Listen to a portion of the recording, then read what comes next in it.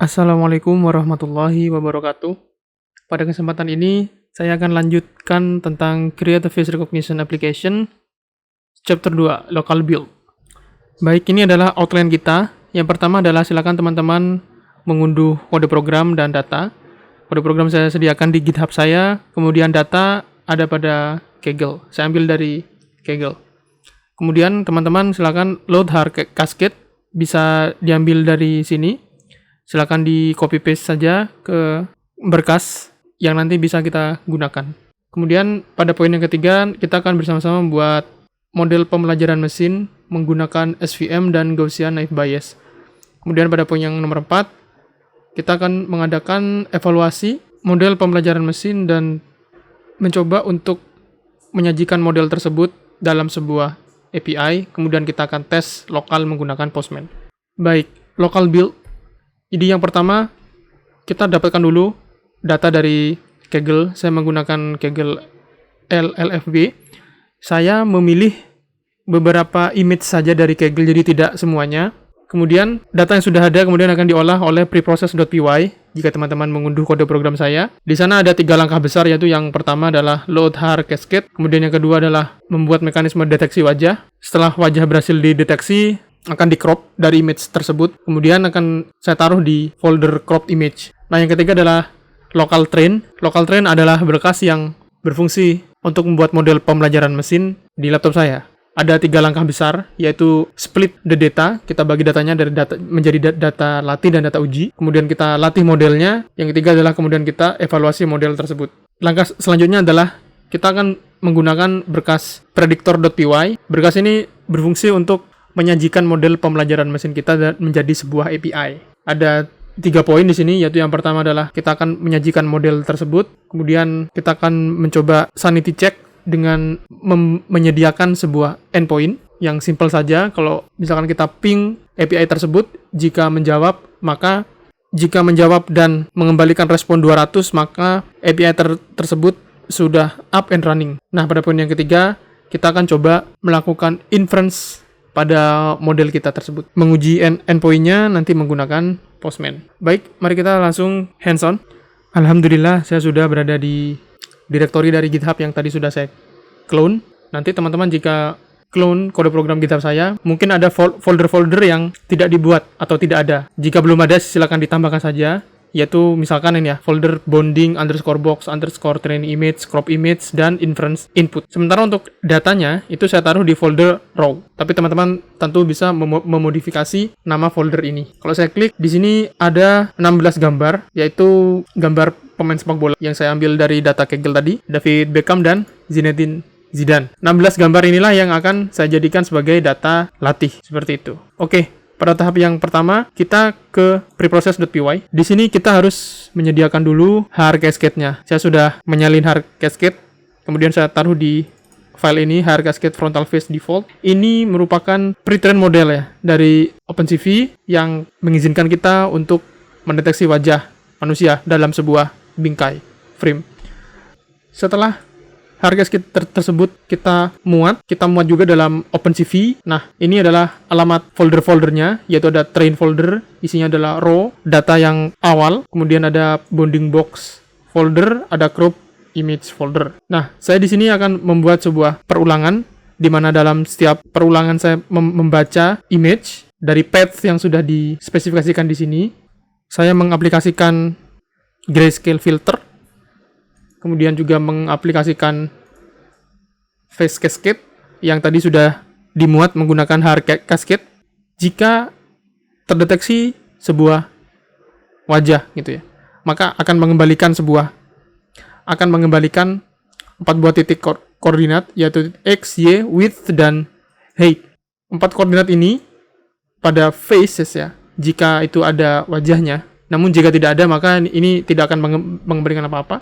Maka kita akan membuat sebuah rectangle, kotak, dengan koordinat x, y, kemudian x plus w, dan y plus h. Saya menggunakan warna biru, blue bonding box. Kemudian hasil dari bonding box tersebut saya tulis dalam folder bonding box folder, karena saya ingin tahu apakah proses bounding box yang saya lakukan itu benar terjadi atau tidak. Nah, kemudian saya akan crop image-nya. Jadi saya hanya membutuhkan bagian wajahnya saja untuk di-train. Yang lain-lain tidak perlu. Kemudian saya menulis wajah hasil crop tadi pada crop image folder. Seperti itu. Maka preproses yang saya lakukan pada proses ini adalah seperti ini. Baik teman-teman, ini crop image kosong. Bounding box training image juga kosong. Yang ada masih ada di raw. Mari kita klik kanan, run preprocess. Saya menggunakan PyCharm sebagai integrated development environment saya. Run proses.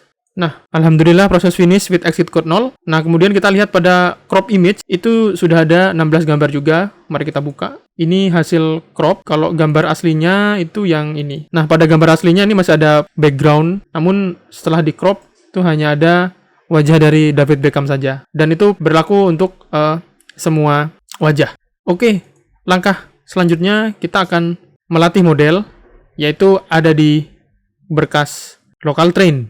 Baik, saya jelaskan dulu. Di sini kita akan menggunakan hasil image crop tadi, crop image folder. Kemudian saya akan membuat sebuah perulangan di mana pada perulangan tersebut setiap image akan dibaca, dan ini adalah langkah penting, yaitu saya flatten image. Karena image itu merupakan matriks ya, dari red, green, dan blue dalam 3 matriks yang berbeda, maka saya ingin menjadikan itu sebagai sebuah satu list yang panjang.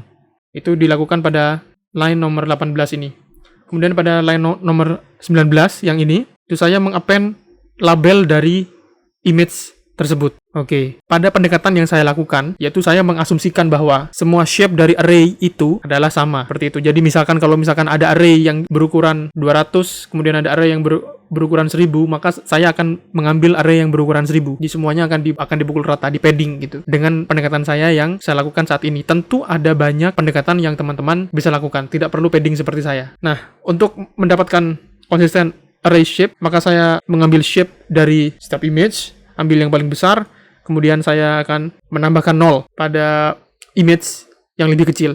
Jadi misalkan ada image yang berukuran array 200 dan 1000, maka yang 200 akan mendapatkan 0 sebanyak 800 item, 800 elemen. Nah, setelah itu selesai, maka saya membagi datanya menjadi data latih dan data uji, yaitu jadi xtrain, xtest, ytrain, sama ytest. Seperti biasa dengan random state seperti ini. Random state ini perlu karena saya ingin percobaan yang saya lakukan itu bersifat deterministik. Jadi kalau misalkan ada modifikasi algoritma atau pemrosesan yang lain, itu hasil pengacakannya ke arah data latih dan data uji itu selalu sama, data yang di-share.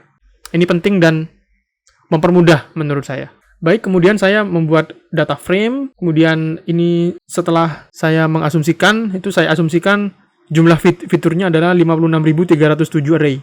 Jadi kalau misalkan ada gambar atau image yang dia itu ukurannya cuma 200 atau 1000, maka dia akan mendapatkan 0 di sisanya gitu. Karena saya berasumsi bahwa semua jumlah kolom pada matriks gambar itu sama. Baik, kemudian ini saya mendapatkan targetnya.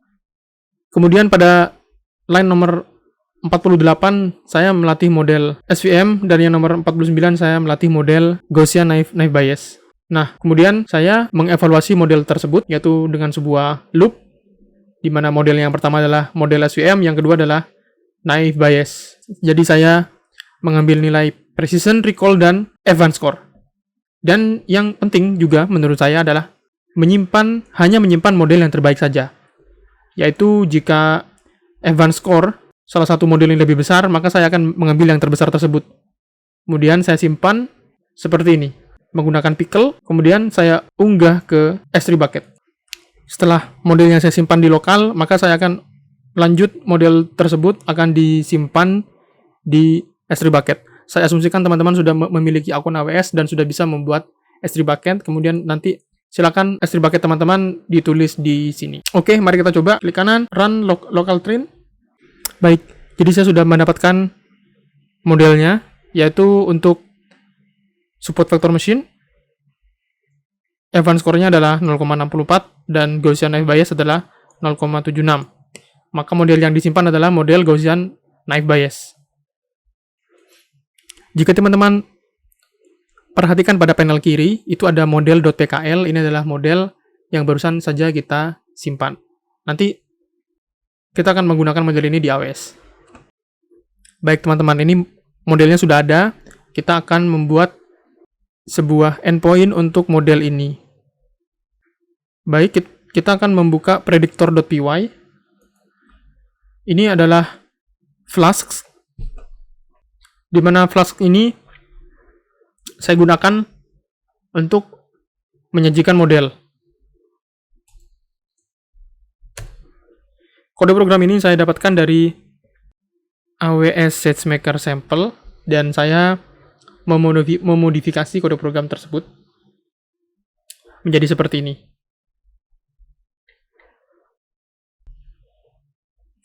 Oke, mari kita jalankan kode program Flask ini. Baik, mari kita jalankan kode Flask ini. Oke, sudah berjalan. Mari kita buka Postman. Baik, untuk health check, mari kita coba di port 5000 localhost. Oke, meskipun di sini tidak ada respon apa-apa, tapi mengembalikan HTTP 200. Berarti ping sudah berhasil. Alhamdulillah. Mari kita coba untuk yang inference. Oke, setelah di inference, ternyata berhasil mengembalikan nama pemain bola, yaitu Zidane maksudnya. Oke, mungkin teman-teman ada pertanyaan, kenapa yang dimasukkan adalah CSV? Oke, mari kita lihat kode programnya. Baik, karena nanti kita akan membangun di AWS, salah satu content type yang disupport itu adalah text/CSV. Itulah alasan saya kenapa data yang masuk itu berupa CSV. Oke, ketika ada data yang masuk dari /invocation tadi, dari Postman, akan saya simpan dulu di sebuah berkas namanya encode bin. Kemudian file tersebut setelah saya simpan, saya buka lagi, kemudian saya baca menjadi sebuah byte. Nah, gambar yang kita kirim itu harus dalam base 64, sebuah string yang panjang untuk merepresentasikan sebuah objek. Ketika objeknya sudah di-decode, maka OpenCV akan membaca string tersebut sebagai sebuah image. Gitu. Nah, image-nya yang telah disimpan tadi itu ada di savepayload.jpg. Kemudian, sama dengan cara yang kita lakukan tadi pada preprocessing, deteksi wajahnya, kemudian diambil hasil crop dari wajahnya, kemudian dilakukan inference pada model. Kemudian Flask akan mengembalikan hasil dari inferensi model tersebut. Baik teman-teman, yang saya jelaskan di sini ini terlepas dari hasil apakah klasifikasi yang dilakukan itu benar atau salah. Saya hanya menjelaskan bagaimana cara menyajikan model pembelajaran mesin yang sudah jadi itu supaya bisa dikonsumsi oleh pihak lain. Dalam hal ini, kita menguji model pembelajaran mesin yang sudah jadi tersebut itu di laptop sendiri, di lokal gitu. Sebelum kita upload atau migrasikan ini ke AWS atau layanan cloud yang lain. Baik teman-teman, demikian yang dapat saya sampaikan. Semoga bermanfaat. Terima kasih. Wassalamualaikum warahmatullahi wabarakatuh.